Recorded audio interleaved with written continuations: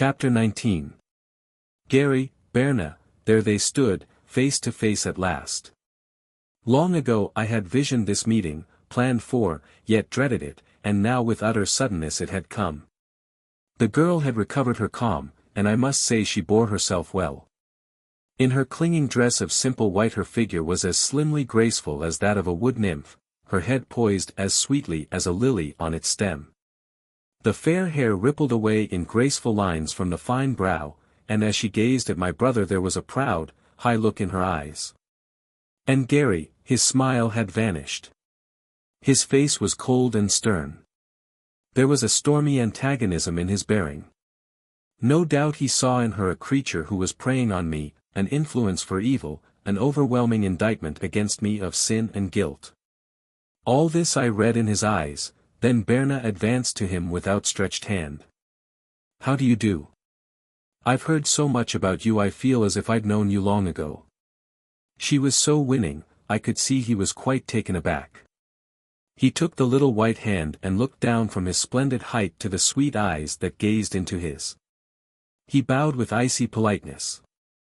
"I feel flattered, I assure you, that my brother should have mentioned me to you." Here he shot a dark look at me. "Sit down again, Gary," I said.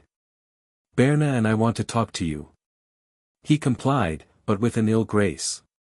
We all three sat down and a grave constraint was upon us. Berna broke the silence. "What sort of a trip have you had?" He looked at her keenly. He saw a simple girl, shy and sweet, gazing at him with a flattering interest. "Oh, not so bad. Traveling 60 miles a day on a jolting stage gets monotonous, though. The roadhouses were pretty decent as a rule, but some were vile. However, it's all new and interesting to me. You will stay with us for a time, won't you?" He favored me with another grim look. "Well, that all depends, I haven't quite decided yet. I want to take Athol here home with me." Home, there was a pathetic catch in her voice. Her eyes went round the little room that meant home to her. "Yes, that will be nice," she faltered. Then, with a brave effort, she broke into a lively conversation about the North. As she talked an inspiration seemed to come to her. A light beaconed in her eyes. Her face, fine as a cameo, became eager, rapt. She was telling him of the magical summers, of the midnight sunsets, of the glorious largesse of the flowers, of the things that meant so much to her. She was wonderfully animated. As I watched her I thought what a perfect little lady she was. And I felt proud of her. He was listening carefully, with evident interest. Gradually his look of stern antagonism had given way to one of attention. Yet I could see he was not listening so much to her as he was studying her. His intent gaze never moved from her face. Then I talked a while. The darkness had descended upon us, but the embers in the open fireplace lighted the room with a rosy glow. I could not see his eyes now, but I knew he was still watching us keenly. He merely answered yes and no to our questions, and his voice was very grave. Then, after a little, he rose to go. "I'll return to the hotel with you," I said. Berna gave us a pathetically anxious little look. There was a red spot on each cheek and her eyes were bright. I could see she wanted to cry. "I'll be back in half an hour, dear," I said, while Gary gravely shook hands with her. We did not speak on the way to his room. When we reached it he switched on the light and turned to me. "Brother, who's this girl?" She's my housekeeper. That's all I can say at present, Gary." "Married?" "No." "Good God." Stormily he paced the floor, while I watched him with a great calm. At last he spoke. "Tell me about her." "Sit down, Gary, light a cigar. We may as well talk this thing over quietly." "All right.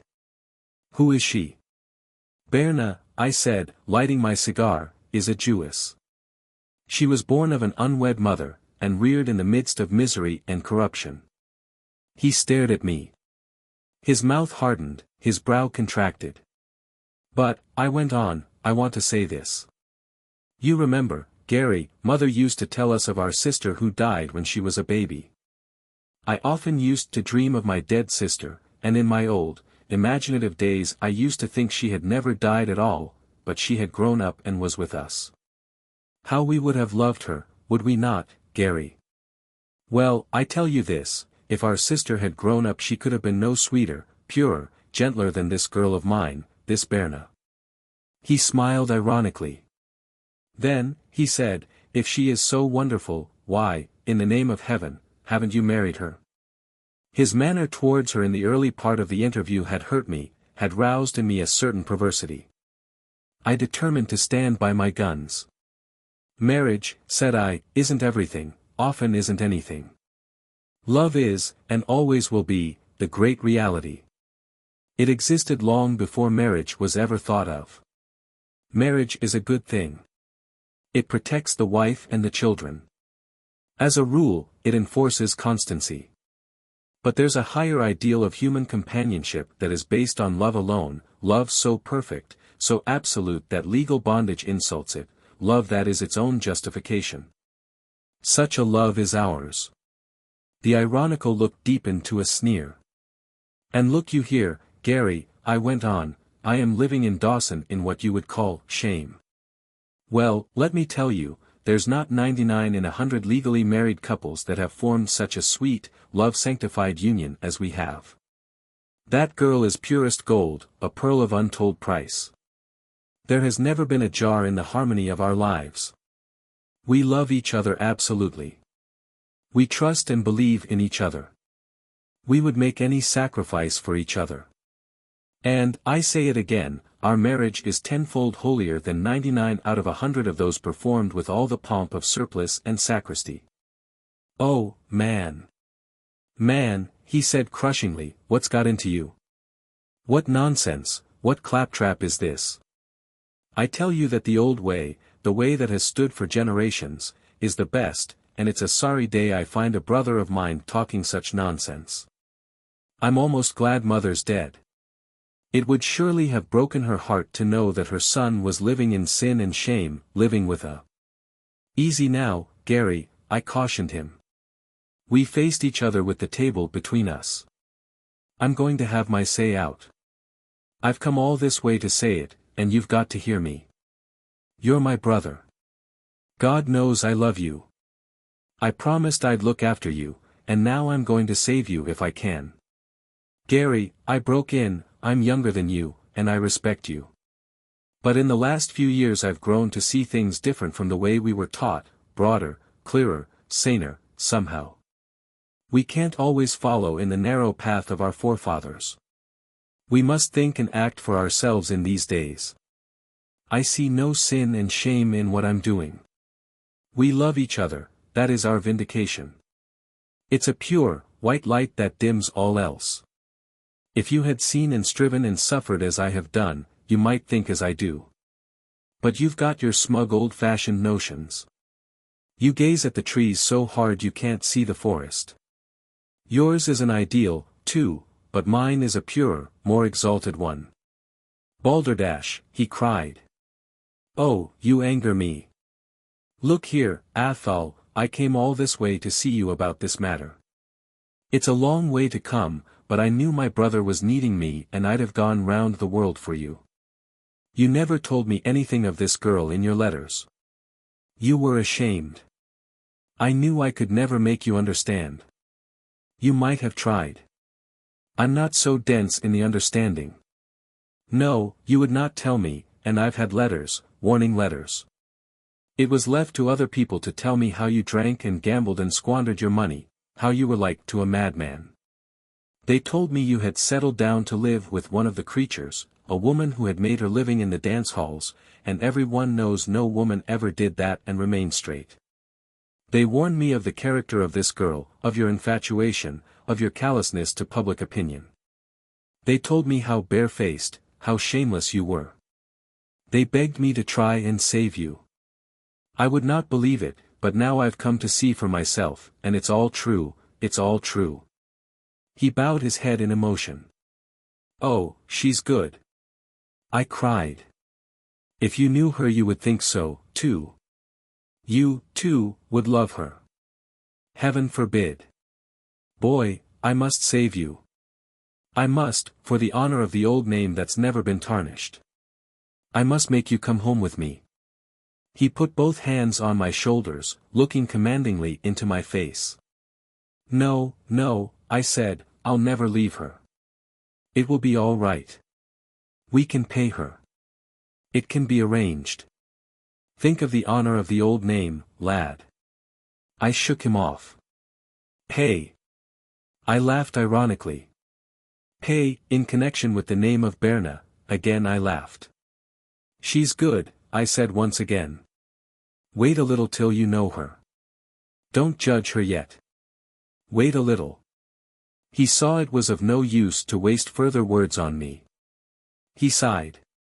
Well, well, he said, have it your own way. I think she's ruining you. She's dragging you down, sapping your moral principles, lowering your standard of pure living. She must be bad, bad, or she wouldn't live with you like that. But have it your own way, boy, I'll wait and see. Chapter 20. In the crystalline days that followed I did much to bring about a friendship between Gary and Berna. At first I had difficulty in dragging him to the house, but in a little while he came quite willingly. The girl, too, aided me greatly. In her sweet, shy way she did her best to win his regard, so that as the winter advanced a great change came over him. He threw off that stern manner of his as an actor throws off a part, and once again he was the dear old Gary I knew and loved. His sunny charm returned, and with it his brilliant smile, his warm, endearing frankness. He was now 28, and if there was a handsomer man in the Northland I had yet to see him. I often envied him for his fine figure and his clean, vivid color. It was a wonderfully expressive face that looked at you, firm and manly, and, above all, clever. You found a pleasure in the resonant sweetness of his voice. You were drawn irresistibly to the man, even as you would have been drawn to a beautiful woman. He was winning, lovable, yet back of all his charm there was that great quality of strength, of austere purpose. He made a hit with every one, and I verily believe that half the women in the town were in love with him. However, he was quite unconscious of it, and he stalked through the streets with the gait of a young god. I knew there were some who for a smile would have followed him to the ends of the earth, but Gary was always a man's man. Never do I remember the time when he took an interest in a woman. I often thought, if women could have the man of their choice, a few handsome ones like Gary would monopolize them, while we common mortals would go wifeless. Sometimes it has seemed to me that love is but a second-hand article, and that our matings are at best only makeshifts. I must say I tried very hard to reconcile those two. I threw them together on every opportunity, for I wanted him to understand and to love her. I felt he had but to know her to appreciate her at her true value, and, although he spoke no word to me, I was soon conscious of a vast change in him. Short of brotherly regard, he was everything that could be desired to her, cordial, friendly, charming. Once I asked Berna what she thought of him. I think he's splendid, she said quietly. He's the handsomest man I've ever seen, and he's as nice as he's good-looking. In many ways you remind me of him, and yet there's a difference. I remind you of him, no, girl. I'm not worthy to be his valet. He's as much above me as I am above, say a Siwash. He has all the virtues, all the faults. Sometimes I look at him and I see in him my ideal self. He is all strength, all nobility, while I am but a commonplace mortal, full of human weaknesses. He is the self I should have been if the worst had been the best. Hush. You are my sweetheart, she assured me with a caress, and the dearest in the world. By the way, Berna, I said, you remember something we talked about before he came? Don't you think that now? Now. Yes. All right. She flashed a glad, tender look at me and left the room. That night she was strangely elated. Every evening Gary would drop in and talk to us. Berna would look at him as he talked and her eyes would brighten and her cheeks flush. On both of us he had a strangely buoyant effect. How happy we could be, just we three. It was splendid having near me the two I loved best on earth. That was a memorable winter, mild and bright and buoyant. At last spring came with gracious days of sunshine. The sleighing was glorious, but I was busy, very busy, so that I was glad to send Gary and Berna off together in a smart cutter, and see them come home with their cheeks like roses, their eyes sparkling and laughter in their voices. I never saw Berna looking so well and happy. I was head over ears in work. In a mail just arrived I had a letter from the prodigal, and a certain paragraph in it set me pondering. Here it was. You must look out for Locasto. He was in New York a week ago. He's down and out. Blood poisoning set in his foot after he got outside, and eventually he had to have it taken off. He's got a false MIT for the one Mac sawed off. But you should see him. He's all shot to pieces with the hooch. It's a fright the pace he's gone. I had an interview with him, and he raved and blasphemed horribly. Seemed to have a terrible pick at you. Seems you have copped out his best girl, the only one he ever cared a red cent for. Said he would get even with you if he swung for it. I think he's dangerous, even a madman. He is leaving for the north now, so be on your guard. Locasto coming. I had almost forgotten his existence. Well, I no longer cared for him. I could afford to despise him. Surely he would never dare to molest us. If he did, he was a broken, discredited blackguard. I could crush him. Coming here. He must even now be on the way. I had a vision of him speeding along that desolate trail, sitting in the sleigh wrapped in furs, and brooding. As day after day the spell of the great and gloomy land grew on his spirit, I could see the somber eyes darken and deepen. I could see him in the roadhouse at night, gaunt and haggard, drinking at the bar, a desperate, degraded cripple. I could see him growing more reckless every day, every hour. He was coming back to the scene of his ruined fortunes, and God knows with what wild schemes of vengeance his heart was full. Decidedly I must beware. As I sat there dreaming, a ring came to the phone. It was the foreman at Gold Hill. The hoisting machine has broken down, he told me. Can you come out and see what is required? All right, I replied. I'll leave at once. Berna, I said, I'll have to go out to the Forks tonight. I'll be back early tomorrow. Get me a bite to eat, dear, while I go round and order the horse. On my way I met Gary and told him I would be gone overnight. Won't you come? I asked. No, thanks, old man, I don't feel like a night drive. All right. Goodbye.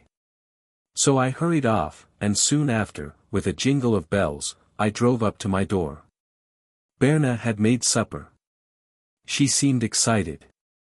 Her eyes were starry bright, her cheeks burned. Aren't you well, sweetheart? I asked. You look feverish. Yes, dear, I'm well. But I don't want you to go tonight. Something tells me you shouldn't. Please don't go, dear. Please, for my sake. Oh, nonsense, Berna. You know I've been away before. Get one of the neighbors' wives to sleep with you. Get in Mrs. Brooks. Oh, don't go, I beg you, dear. I don't want you to. I'm afraid. Won't someone else do? Nonsense, girl. You mustn't be so foolish. It's only for a few hours. Here, I'll ring up Mrs. Brooks and you can ask her. She sighed. No, never mind. I'll ring her up after you've gone. She clung to me tightly, so that I wondered what had got into the girl. Then gently I kissed her, disengaged her hands, and bade her good night. As I was rattling off through the darkness, a boy handed me a note. I put it in my pocket, thinking I would read it when I reached Ogilvy Bridge. Then I whipped up the horse. The night was crisp and exhilarating. I had one of the best trotters in the country, and the sleighing was superb. As I sped along, with a jingle of bells, my spirits rose. Things were looking splendid. The mine was turning out far better than we had expected. Surely we could sell out soon, and I would have all the money I wanted. Even then the prodigal was putting through a deal in New York that would realize our fortunes. My life struggle was nearly over. Then again, I had reconciled Gary to Berna. When I told him of a certain secret I was hugging to my breast, he would capitulate entirely. How happy we would all be. I would buy a small estate near home, and we would settle down. But first we would spend a few years in travel. We would see the whole world. What good times we would have, Berna and I. Bless her. It had all worked out beautifully. Why was she so frightened, so loath to let me go? I wondered vaguely and flicked up the horse so that it plunged sharply forward. The vast blue-black sky was like an inverted gold pan and the stars were flake colors adhering to it. The cold snapped at me till my cheeks tingled, and my eyes felt as if they could spark. Oh, life was sweet. Bother. In my elation I had forgotten to get off at the old inn and read my note.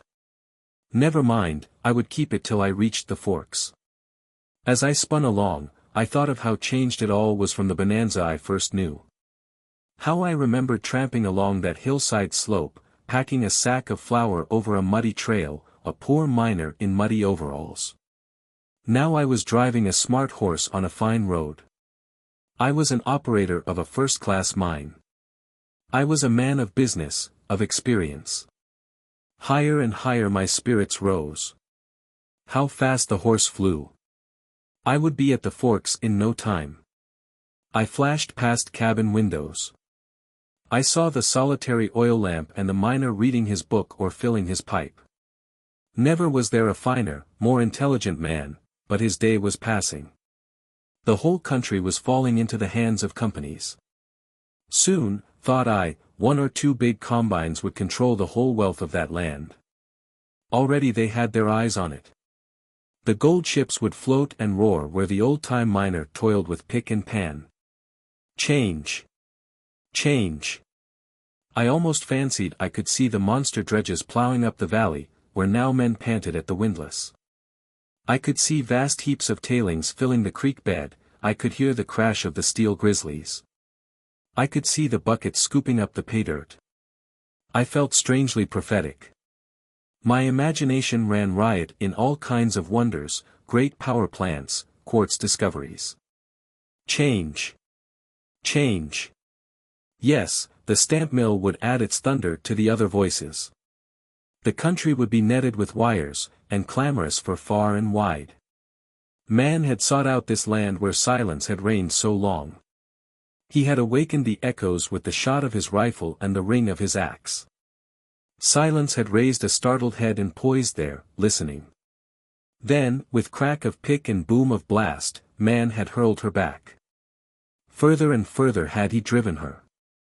With his advancing horde, mad in their lust for the loot of the valley, he had banished her. His engines had frightened her with their canorous roar.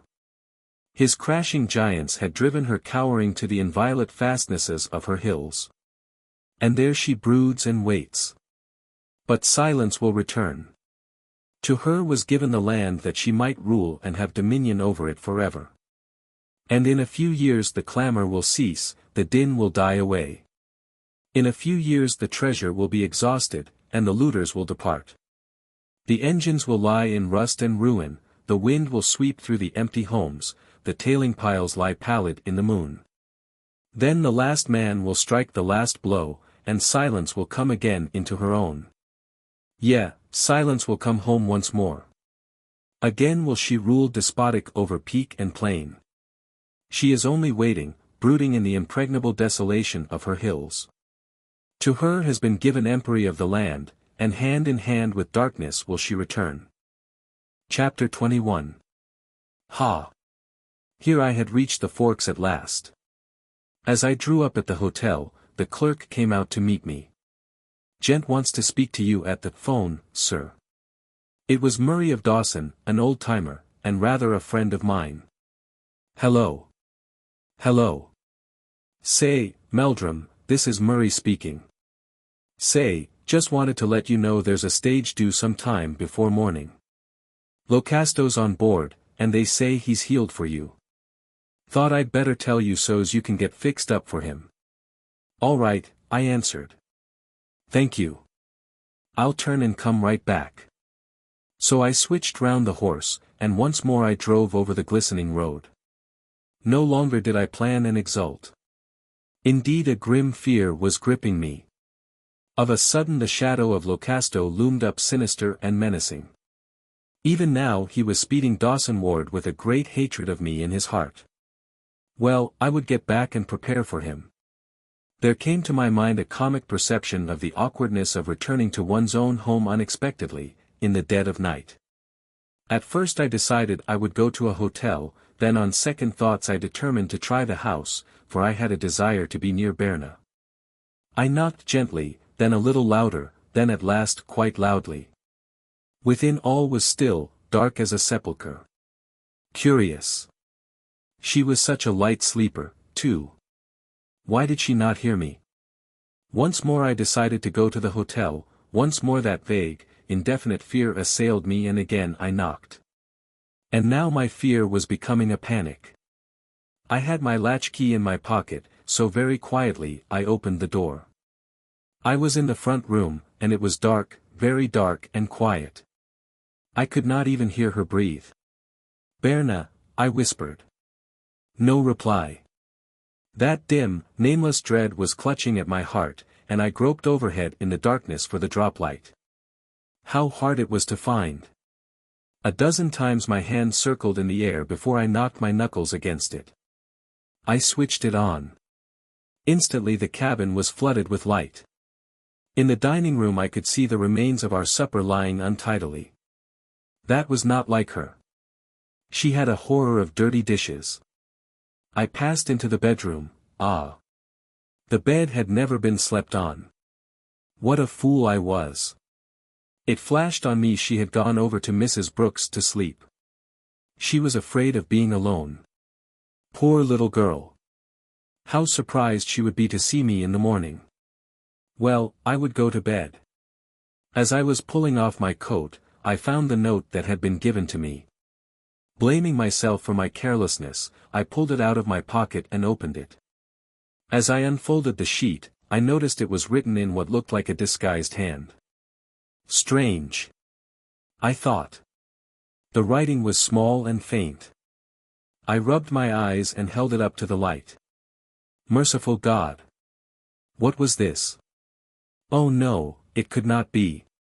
My eyes were deceiving me. It was some illusion. Feverishly I read again. Yes, they were the same words. What could they mean? Surely, oh, horror on horrors. They could not mean that. Again I read them. Yes, there they were. If you are fool enough to believe that Berna is faithful to you, visit your brother's room tonight. A well-wisher. Berna. Gary, the two I loved. Oh, it could not be. It was monstrous. It was too horrible.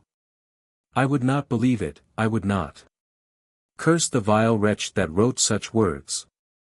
I would kill him. Berna. My Berna. She was as good as gold, as true as steel. Gary. I would lay my life on his honor. Oh, vile calumny. What devil had put so foul a thing in words? God. It hurt me so, it hurt me so. Dazedly I sat down. A sudden rush of heat was followed by a sweat that pricked out of me and left me cold. I trembled.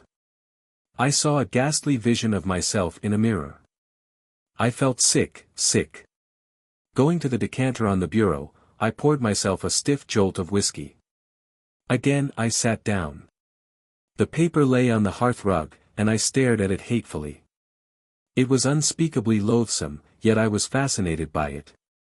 I longed to take it up, to read it again. Somehow I did not dare. I was becoming a coward. Well, it was a lie, a black devil's lie. She was with one of the neighbors. I trusted her. I would trust her with my life. I would go to bed. In the morning she would return, and then I would unearth the wretch who had dared to write such things. I began to undress. Slowly I unfastened my collar, that cursed paper, there it lay. Again it fascinated me. I stood glaring at it. Oh, fool! Fool! Go to bed. Wearily I took off my clothes. Oh, that devilish note. It was burning into my brain, it would drive me mad. In a frenzy of rage, I took it up as if it were some leprous thing, and dropped it in the fire. There I lay in bed with the darkness enfolding me, and I closed my eyes to make a double darkness. Ha! Right in the center of my eyes, burned the fatal paper with its atrocious suggestion. I sprang up. It was of no use. I must settle this thing once and for all. I turned on the light and deliberately dressed again. I was going to the hotel where Gary had his room. I would tell him I had come back unexpectedly and ask to share his room. I was not acting on the note. I did not suspect her. Heaven forbid. But the thing had unnerved me. I could not stay in this place. The hotel was quiet. A sleepy night clerk stared at me, and I pushed past him. Gary's rooms were on the 3rd floor. As I climbed the long stairway, my heart was beating painfully, and when I reached his door I was sadly out of breath. Through the transom I could see his light was burning. I knocked faintly. There was a sudden stir. Again I knocked. Did my ears deceive me or did I hear a woman's startled cry? There was something familiar about it. Oh, my God. I reeled. I almost fell. I clutched at the doorframe. I leaned sickly against the door for support. Heaven help me. I'm coming, I heard him say. The door was unlocked, and there he stood. He was fully dressed. He looked at me with an expression on his face I could not define, but he was very calm. Come in, he said. I went into his sitting room. Everything was in order. I would have sworn I heard a woman scream, and yet no one was in sight. The bedroom door was slightly ajar. I eyed it in a fascinated way. I'm sorry to disturb you, Gary, I said, and I was conscious how strained and queer my voice sounded. I got back suddenly, and there's no one at home. I want to stay here with you, if you don't mind. Certainly, old man. Only too glad to have you. His voice was steady. I sat down on the edge of a chair. My eyes were riveted on that bedroom door. Had a good drive, he went on genially. You must be cold. Let me give you some whiskey. My teeth were chattering. I clutched the chair. Oh, that door. My eyes were fastened on it. I was convinced I heard someone in there. He rose to get the whiskey. Say when. I held the glass with a shaking hand. When? What's the matter, old man? You're ill. I clutched him by the arm. Gary, there's someone in that room. Nonsense. There's no one there. There is, I tell you. Listen. Don't you hear them breathing? He was quiet. Distinctly I could hear the panting of human breath. I was going mad, mad. I could stand it no longer. Gary, I gasped, I'm going to see. Don't. Yes, I must, I say. Let me go. I'll drag them out. Hold on. Leave go, man. I'm going, I say. You won't hold me. Let go, I tell you, let go, now come out, whoever you are, ah. It was a woman. Ha. I cried, I told you so, brother, a woman. I think I know her, too. Here, let me see, I thought so. I had clutched her, pulled her to the light. It was Berna. Her face was white as chalk, her eyes dilated with terror. She trembled. She seemed near fainting. I thought so. Now that it seemed the worst was betrayed to me, I was strangely calm. Berna, you're faint. Let me lead you to a chair. I made her sit down. She said no word, but looked at me with a wild pleading in her eyes. No one spoke. There we were, the three of us, Berna faint with fear, ghastly, pitiful. I calm, yet calm with a strange, unnatural calmness, and Gary, he surprised me. He had seated himself, and with the greatest sang-froid he was lighting a cigarette. A long tense silence. At last I broke it. What have you got to say for yourself, Gary? I asked. It was wonderful how calm he was. Looks pretty bad, doesn't it, brother, he said gravely. Yes, it couldn't look worse. Looks as if I was a pretty base, despicable specimen of a man, doesn't it? Yes, about as base as a man could be. That's so. He rose and turned up the light of a large reading lamp, then coming to me he looked me square in the face. Abruptly his casual manner dropped. He grew sharp, forceful, his voice rang clear. Listen to me. I'm listening. I came out here to save you, and I'm going to save you. You wanted me to believe that this girl was good. You believed it. You were bewitched, befooled, blinded. I could see it, but I had to make you see it. I had to make you realize how worthless she was, how her love for you was a sham, a pretense to prey on you. How could I prove it? You would not listen to reason, I had to take other means. Now, hear me. I hear. I laid my plans. For 3 months I've tried to conquer her, to win her love, to take her from you. She was truer to you than I had bargained for. I must give her credit for that. She made a good fight, but I think I have triumphed. Tonight she came to my room at my invitation. Well. Well. You got a note. Now, I wrote that note. I planned this scene, this discovery. I planned it so that your eyes would be opened, so that you would see what she was, so that you would cast her from you, unfaithful, a wanton, Hold on there, I broke in, brother of mine or no, I won't hear you call her those names. No, not if she were 10 times as unfaithful. You won't, I say. I'll choke the words in your throat. I'll kill you, if you utter a word against her. Oh, what have you done? What have I done? Try to be calm, man. What have I done? Well, this is what I've done, and it's the lucky day for you I've done it. I've saved you from shame, I've freed you from sin, I've shown you the baseness of this girl. He rose to his feet. Oh, my brother, I've stolen from you your mistress. That's what I've done. Oh, no, you haven't, I groaned. God forgive you, Gary, God forgive you. She's not what you think. She's my wife. Chapter 22. I thought that he would faint. His face went white as paper and he shrank back. He gazed at me with wild, straining eyes. God forgive me. Oh, why didn't you tell me, boy? Why didn't you tell me? In his voice there was a note more poignant than a sob. You should have trusted me, he went on. You should have told me. When were you married? Just a month ago. I was keeping it as a surprise for you. I was waiting till you said you liked and thought well of her. Oh, I thought you would be pleased and glad, and I was treasuring it up to tell you. This is terrible, terrible. His voice was choked with agony. On her chair, Berna drooped wearily. Her wide, staring eyes were fixed on the floor in pitiful perplexity. Yes, it's terrible enough. We were so happy. We lived so joyously together. Everything was perfect, a heaven for us both. And then you came, you with your charm that would lure an angel from high heaven.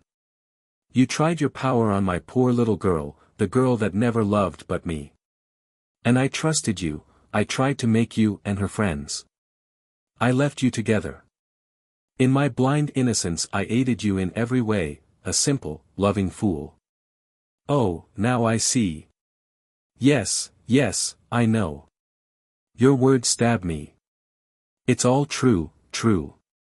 You came like a serpent, a foul, crawling thing, to steal her from me, to wrong me. She was loving, faithful, pure. You would have dragged her in the mire. You. Stop, brother, stop, for heaven's sake. You wrong me. He held out his hand commandingly. A wonderful change had come over him. His face had regained its calm. It was proud, stern. You must not think I would have been guilty of that, he said quietly. I've played a part one never thought to play, I've done a thing I never thought to have dirted my hands in the doing, and I'm sorry and ashamed for it. But I tell you, Athol, that's all. As God's my witness, I've done you no wrong. Surely you don't think me as low as that? Surely you don't believe that of me? I did what I did for my very love for you, for your honor's sake. I asked her here that you might see what she was, but that's all, I swear it. She's been as safe as if in a cage of steel. I know it, I said, I know it. You don't need to tell me that. You brought her here to expose her, to show me what a fool I was. It didn't matter how much it hurt me, the more the better, anything to save the name. You would have broken my heart, sacrificed me on the altar of your accursed pride. Oh, I can see plainly now. There's 1,000 years of prejudice and bigotry concentrated in you. Thank God, I have a human heart. I thought I was acting for the best, he cried. I laughed scornfully. I know it, according to your lights. You asked her here that I might see what she was. You tell me you have gained her love, you say she came here at your bidding, you swear she would have been unfaithful to me. Well, I tell you, brother of mine, in your teeth I tell you, I don't believe you. Suddenly the little, drooping figure on the chair had raised itself, the white, woebegone face with the wide, staring eyes was turned towards me. The pitiful look had gone, and in its stead was one of wild, unspeakable joy. It's all right, Berna, I said. I don't believe him, and if 1,000,000 others were to say the same, if they were to thunder it in my ears down all eternity, I would tell them they lied, they lied. A heaven-lit radiance was in the grey eyes. She made as if to come to me, but she swayed, and I caught her in my arms. Don't be frightened, little girl. Give me your hand.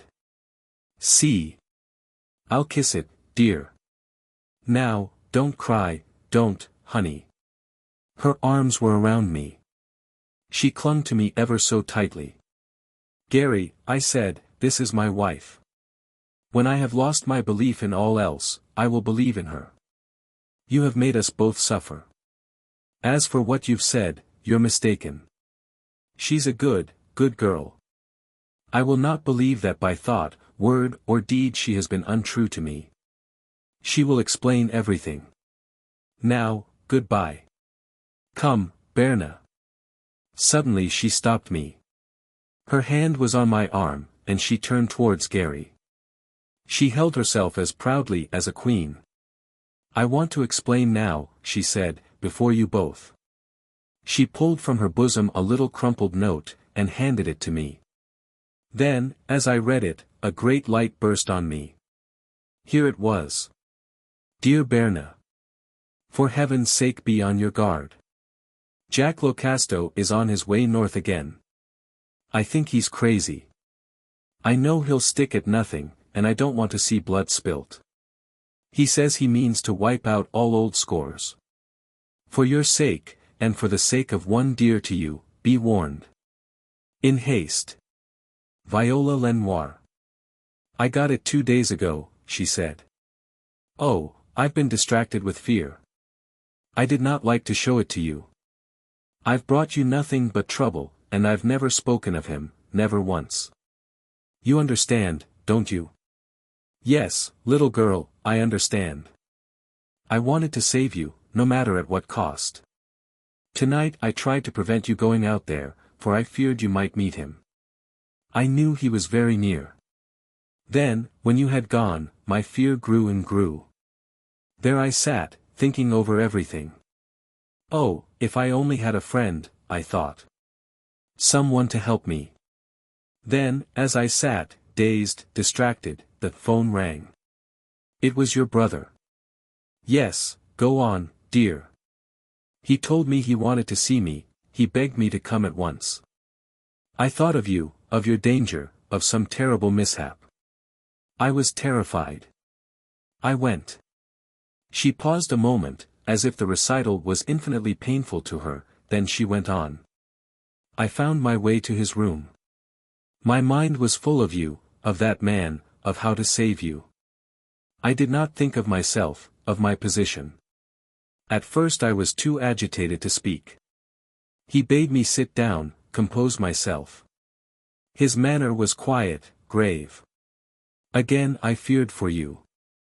He asked me to excuse him for a moment, and left the room. He seemed to be gone an age, while I sat there, trying to fight down my terror. The suspense was killing me. Then he came back. He closed and locked the door. All at once I heard a step outside, a knock. Hush. Go in there, he said. He opened the door. I heard him speaking to someone. I waited, then you burst in on me. You know the rest. Yes, yes. As for your brother, I've tried, oh, so hard, to be nice to him for your sake. I liked him. I wanted to be to him as a sister, but never an unfaithful thought has entered my head, never a wrong feeling sullied my heart. I've been true to you. You told me once of a love that gives all and asks for nothing. A love that would turn its back on friends and kindred for the sake of its beloved. You said, his smile will be your rapture, his frown your anguish. For him will you dare all, bear all. To him will you cling in sorrow, suffering and poverty. Living, you would follow him round the world, dying, you would desire but him. Well, I think I love you like that. Oh, my dear, my dear. I want to bring you happiness, but I only bring you trouble, sorrow.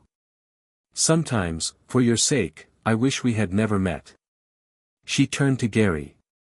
As for you, you've done me a great wrong. I can never forget it.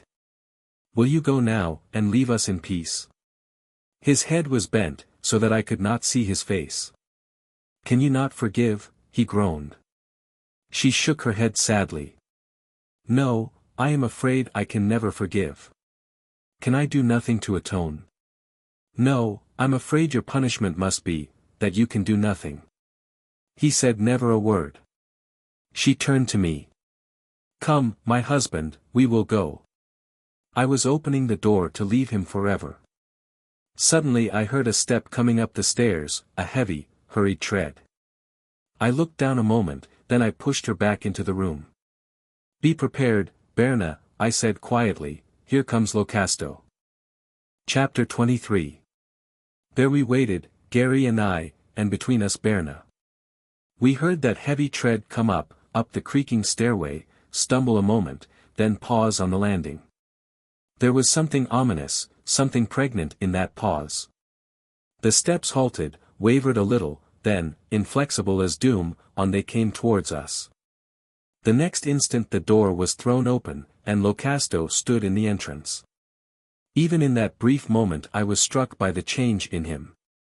He seemed to have aged by 20 years. He was gaunt and lank as a starved timber wolf, his face was hollow almost as a death's head, his hair was long and matted, and his eyes burned with a strange, unnatural fire. In that dark, aquiline face the Indian was never more strongly revealed. He limped, and I noticed his left hand was gloved. From under his bristling brows he glared at us. As he swayed there he minded me of an evil beast, a savage creature, a mad, desperate thing. He reeled in the doorway, and to steady himself put out his gloved hand.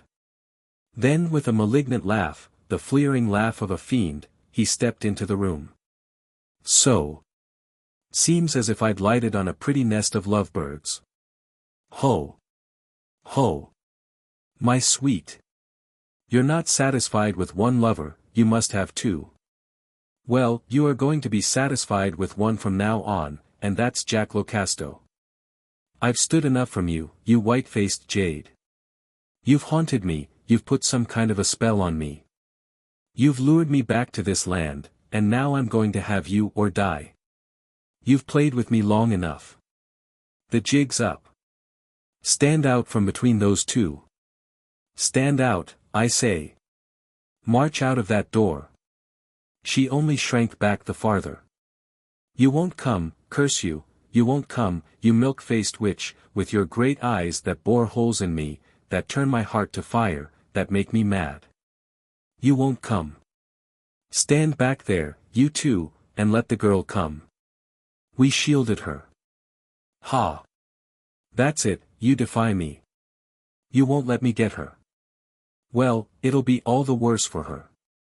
I'll make her life a hell. I'll beat her. You won't stand back. You, the Dark One, don't I know you, haven't I hated you more than the devil hates a saint?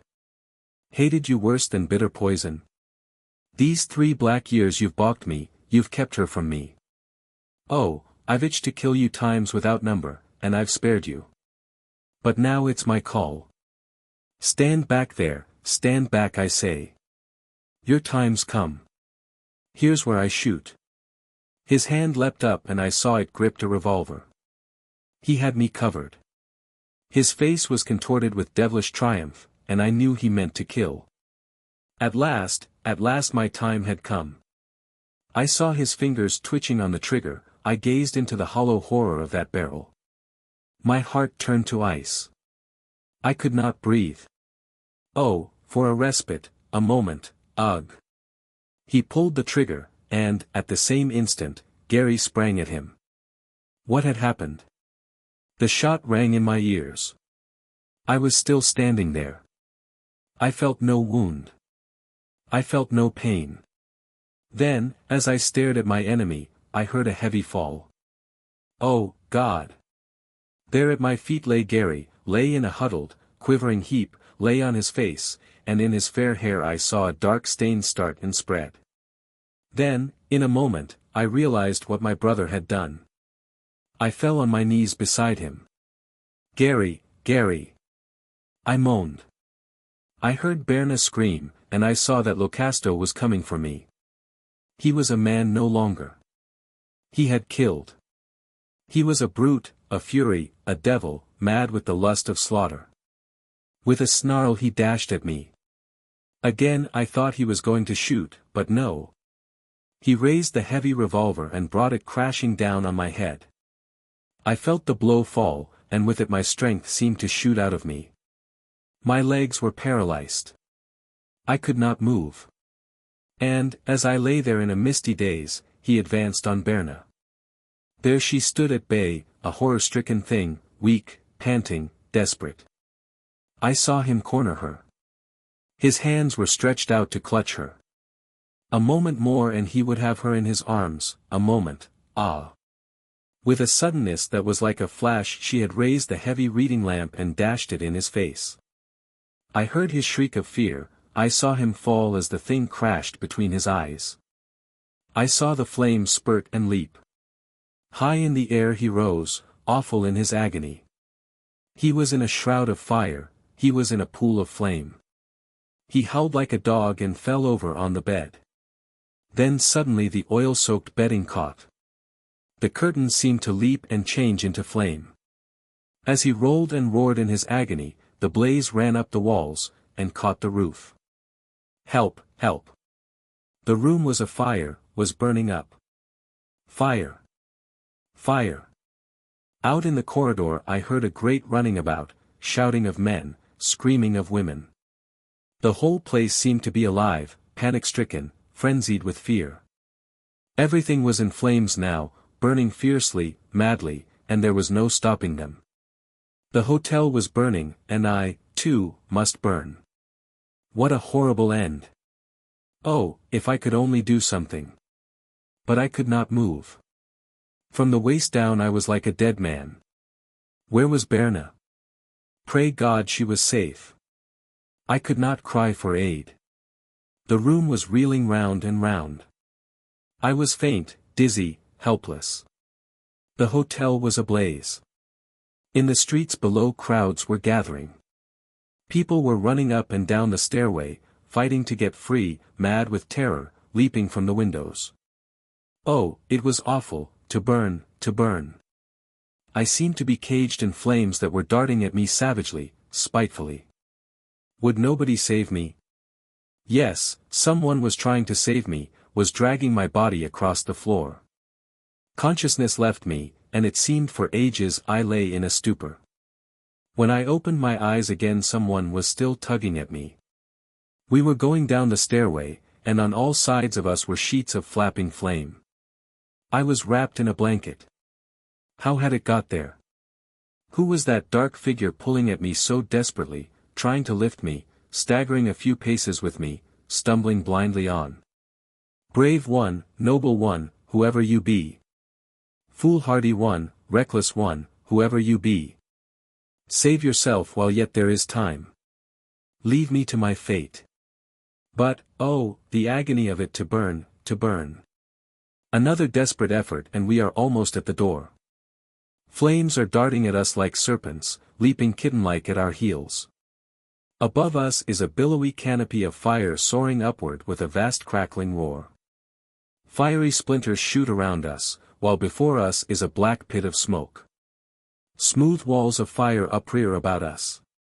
We are in a cavern of fire, and in another moment it will engulf us. Oh, my rescuer, a last frenzied effort. We are almost at the door. Then I am lifted up and we both tumble out into the street. Not a second too soon, for, like a savage beast foiled of its prey, a blast of flame shoots after us, and the doorway is a gulf of blazing wrath. I am lying in the snow, lying on a blanket, and someone holds my head. Berna, is that you? She nods. She does not speak. I shudder as I look at her.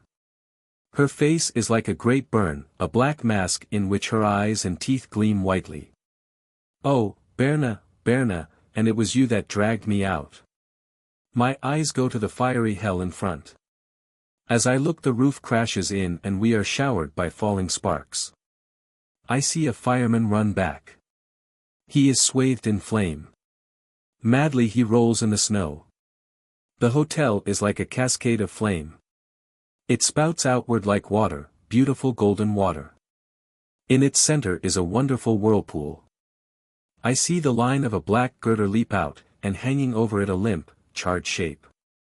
A moment it hangs uncertainly, then plunges downward into the roasting heart of the pit. And I know it for Locasto. Oh, Berna, Berna. I can't bear to look at her. Why did she do it? It's pitiful, pitiful. The fire is spreading. Right and left it swings and leaps in giant strides. Sudden flames shoot out, curl over and roll like golden velvet down the black faces of the buildings. The fire leaps the street. All is pandemonium now. Mad with fear and excitement, men and women rave and curse and pray. Water! Water! Is the cry, but no water comes. Suddenly a mob of terror-goaded men comes surging down the street. They bring the long hose line that connects with the pump station on the river. Hurrah! Now they will soon have the flames under control. Water, water is coming. The line is laid and a cry goes up to turn on the water.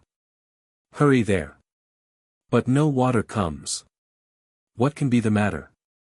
Then the dread whisper goes round that the man in charge of the pumping station has neglected his duty, and the engine fires are cold. A howl of fury and despair goes up to the lurid heavens. Women wring their hands and moan, men stand by in a stupor of hopeless agony. And the fire, as if it knew of its victory, leaps up in a roaring ecstasy of triumph. There we watched, Berna and I, lying in the snow that melts all around us in the fierce, scorching glare. Through the lurid rift of smoke I can see the friendly stars. Against that curtain of blaze, strangely beautiful in its sinuous strength, I watch the black silhouettes of men running hither and thither like rats, gutting the houses, looting the stores, tearing the hearts out of the homes. The fire seems a great bird, and from its nest of furnace heat it spreads its flapping wings over the city. Yes, there is no hope. The gold-born city is doomed. From where I lie the scene is one long vista of blazing gables, ribs and rafters hugged by tawny arms of fire. Squat cabins swirling in mad eddies of flame. Hotels, dance halls, brothels swathed and smothered in flame-rent blankets of swirling smoke. There is no hope. The fire is a vast avenger, and before its wrath the iniquity of the tenderloin is swept away. That flimsy hive of humanity, with its sins and secrets and sorrows, goes up in smoke and ashes to the silent stars. The gold-born city is doomed. Yet, as I lay there, it seemed to me like a judgment, and that from its ruins would arise a new city, clean, upright, incorruptible. Yes, the gold camp would find itself. Even as the gold, must it pass through the furnace to be made clean. And from the site where in the olden days the men who toiled for the gold were robbed by every device of human guile, a new city would come to be, a great city, proud and prosperous, beloved of homing hearts, and blessed in its purity and peace. Beloved, I sighed through a gathering mist of consciousness. I felt some hot tears falling on my face. I felt a kiss seal my lips. I felt a breathing in my ear. "Oh, my dear," she said. "I've only brought you sorrow and pain, but you've brought me love, that is a dazzling light, beside which the sunshine is as darkness." Berna. I raised myself, I put out my arms to clasp her. They clasped the empty air. Wildly I looked around. She was gone. Berna. Again I cried, but there was no reply. I was alone. Then a great weakness came over me. I never saw her again. The last. It is finished. I have written here the story of my life, or of that portion of it which means everything to me, for the rest means nothing. Now that it is done, I too have done, so I sit me down and wait. For what am I waiting? A divine miracle perhaps. Somehow I feel I will see her again, somehow, somewhere. Surely God would not reveal to us the shining light of the great reality only to plunge us again into outer darkness. Love cannot be in vain. I will not believe it. Somehow, somewhere. So in the glow of the great peat fire I sit me down and wait, and the faith grows in me that she will come to me again. That I will feel the soft caress of her hand upon my pillow, that I will hear her voice all tuned to tenderness, that I will see through my tear-blinded eyes her sweet compassionate face. Somehow, somewhere. With the aid of my crutch I unlatch one of the long windows and step out onto the terrace. I peer through the darkness and once more I have a sense of that land of imperious vastitude so unfathomably lonely. With an unspeakable longing in my heart, I try to pierce the shadows that surround me. From the cavernous dark the snowflakes sting my face, but the great night seems good to me, and I sink into a garden seat. Oh, I am tired. I am waiting. I close my eyes and wait. I know she will come. The snow is covering me. White as a statue, I sit and wait. Ah, Berna, my dear. I knew you would return, I knew. Come to me, little one. I'm tired, so tired. Put your arms around me, girl, kiss me. I'm weak and ill, but now you've come I'll soon be well again. You won't leave me any more, will you, honey? Oh, it's good to have you once again. It seems like a dream. Kiss me once more, sweetheart. It's all so cold and dark. Put your arms around me. Oh, Berna, light of my life, I knew all would come right at last, beyond the mists, beyond the dreaming, at last, dear love, at last.